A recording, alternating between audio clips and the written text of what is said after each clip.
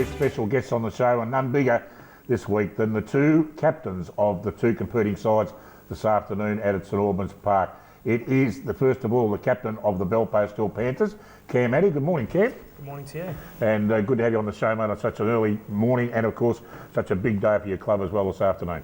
It is. Very good. Yep, that's fantastic, mate. And of course, the captain of the North Geelong Fabulous Magpies, he is Luke Parker. Good morning, Luke. Good morning, Dick. Good to have you on the show as well, mate. Thanks for having me, mate. Good to have me on the show too, wearing your mum's hat that she knitted for me through the year. Very trendy, mate. Oh, very trendy. It's a very lucky hat, mate. I'm looking forward to going out there this afternoon.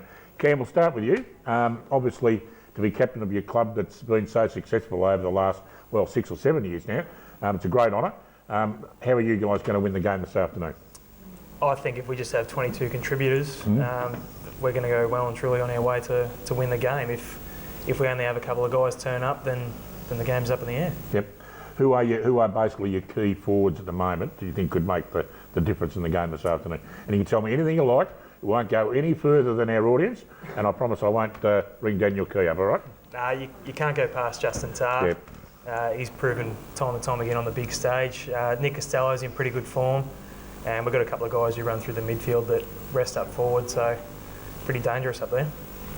Cam, just from me, is the excitement still there? You know, you've been on the big dance many years in a row. So is the excitement still there for the club, especially, and for you?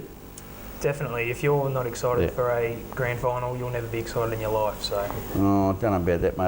I've had a couple of other exciting times in my life, but that's okay. I won't mention them on air. No, we got them off here. That was bad enough. But so it's still, the buzz is still there. You're not taking anything for granted or anything like that. Nah, not at all. We've got a couple of new faces this year as well, and it's pretty much all about them. So we're really enjoying them being excited and keeping up and about. You're pretty good at that, aren't you? Snipped Bobby McLeod last year. He wins a flag and comes back to Thompson. Yeah, he did that was good. It was good of you to do that.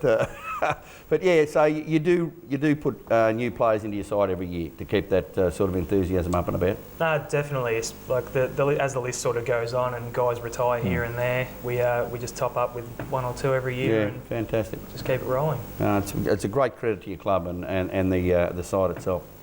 Luke, the disappointment of last year's grand final, I think North Geelong probably went into that game as favourites and probably thought they might have been able just to get out on the park, and Belfast still had other ideas.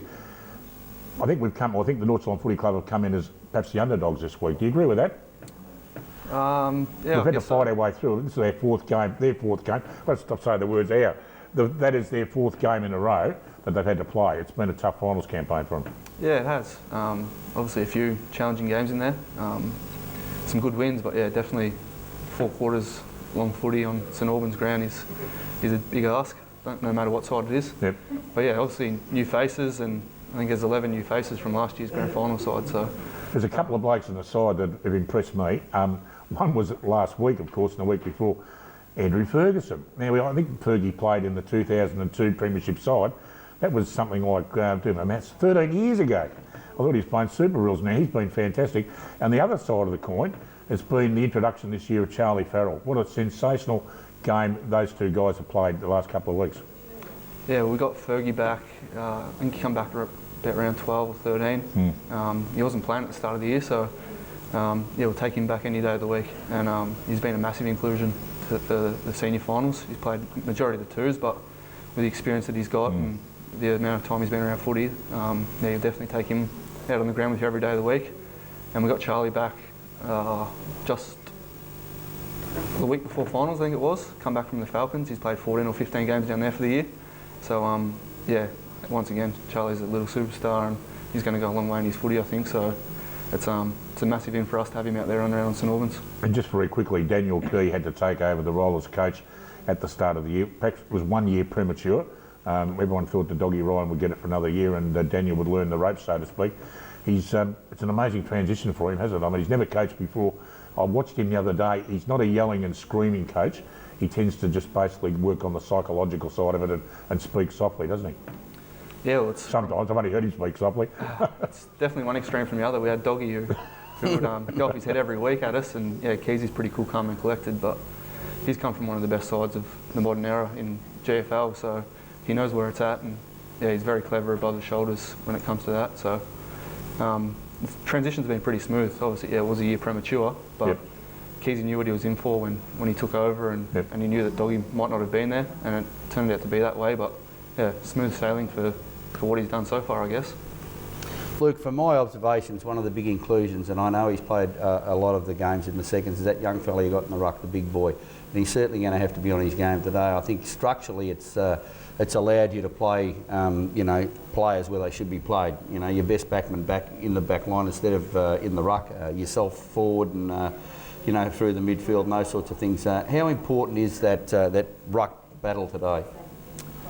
Yeah, obviously it's pretty big. He done a pretty good job last week up against Highlands. Yeah. So hopefully he can put in a repeat performance like that. But he got injured around, I think it was around 13 or 14, and yeah, never fought his way back into the side. So, but yeah, put some faith in him, and yeah, he's returned the favour to Keezy, that's for sure. And yeah, as you said, it's freed up Ringo to go back, and yeah, that gives a lot of I suppose flexibility for us to go throw blokes forward and to take blokes out of the back line. So it is a big in. He's just got to put in another good effort. Yeah, that's right. How are you feeling? How are you? Like you've played the 3 games. How's the health of the team? Yeah, well, the last 3 weeks hasn't been a lot of training done. No. It's bit more being focused on recovery, especially with a 6-day turnaround in there. So everybody seems to be up and about, and bodies seem to be in good shape. So yeah, mainly focus has been recovery and getting everybody's bodies right. Hopefully that we did make the big dance, which we have. So yeah, Keezy's management's been pretty good at the boys. So hopefully everybody's up and about. Cam, Brett Gergich, what an amazing job he's done as your coach. I mean, it doesn't matter who you follow in footy, to have a side up where they've been at that level the last 6 or 7 years now. Do you think about retiring, hopefully? I certainly hope not. He's doing a fantastic job. He is. And he said as long as the club wants him to coach, he'll be Yep. there for us. So hopefully he stays around a few more years. And very quickly, you happy with the week's rest, or is that sort of, would you prefer to continually play footy every week? Honestly, No, definitely with the week's rest, it's a good thing. you can hopefully watch the other team slug it out for a little bit. It wasn't too much on the weekend, but it's all just about recovery this time of year. Okay. I think one of the big things is you've got Stuffer there as your fitness bloke too. He certainly set the good base, didn't he? Because you as a team never played any practice matches and have had the rest here and played 2 games in 4 weeks in the finals. Big effort, so you've obviously got a good fitness man.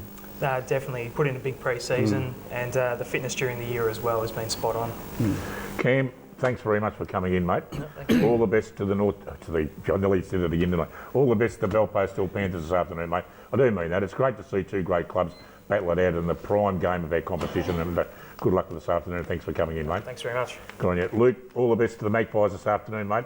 I must admit, I've got a bit of bias there, there's no doubt about that, but I've seen you play from when you're a young junior, and I'm proud of what you've achieved, and it's good to see you leading our club onto the ground this afternoon. So good luck to you, my friend. Thanks heaps, mate. Good on you, mate. So that's Lukey Parker, who is the captain of the North Geelong Magpies, and Cam Addy, the captain of the Belpost Steel Panthers.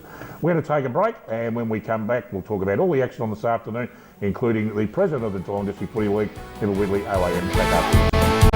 We're the North Boys down by the sea. We can't be beaten, forever will be. They all know that we are the boys from North Geelong. Our players